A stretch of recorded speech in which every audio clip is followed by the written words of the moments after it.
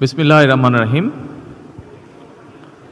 আজকের এই ইফতার মাহফিলের অনুষ্ঠানের সম্মানিত সভাপতি, ইফতার মাহফিলে উপস্থিত সম্মানিত সকল রোজাদারগণ, সকল উপস্থিতিবৃন্দ, আসসালামু আলাইকুম। প্রথমে আমি বাংলাদেশ জামাতে ইসলাম এবং তার নেতৃবৃন্দকে আন্তরিকভাবে ধন্যবাদ জানাচ্ছি। আজকে আমাকে, আমার সাথে আমার নেতৃবৃন্দকে এবং আমার সাথে আমার সফরসঙ্গীবৃন্দকে এই ইফতার মাহফিলে দাওয়াত দেওয়ার জন্য।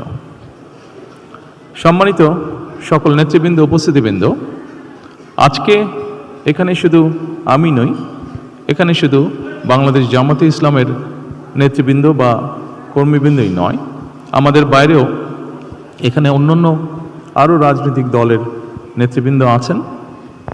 এখানে আরও অন্যান্য সমাজের অন্যান্য বিভিন্ন স্তরের বিভিন্ন সম্মানিত ব্যক্তিবর্গ উপস্থিত আছেন আজকের এই ইফতার মাহফিলে।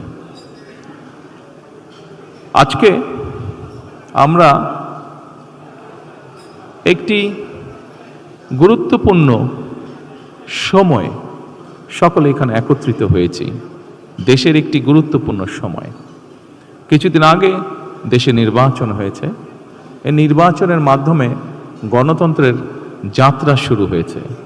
যে গণতন্ত্রের জন্য বাংলাদেশের মানুষ প্রায় এক যুগেরও বেশি সময় ধরে অকাতরে জীবন দিয়েছে, বিভিন্ন অত্যাচার, নির্যাতন, গুম, খুনের শিকার হয়েছে।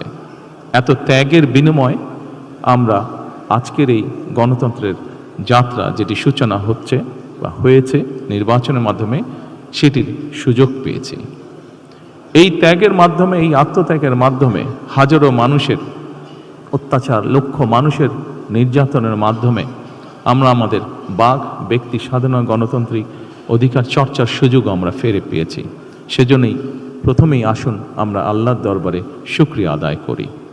সম্মানিত উপস্থিতিবৃন্দ, বাংলাদেশের মানুষ আজকে অনেক প্রত্যাশা নিয়ে, অনেক আকাঙ্ক্ষা নিয়ে, অনেক আশা নিয়ে আমাদের সকলের দিকে তাকিয়ে আছে, বিশেষ করে রাজনৈতিক দলগুলোর দিকে তাকিয়ে আছে।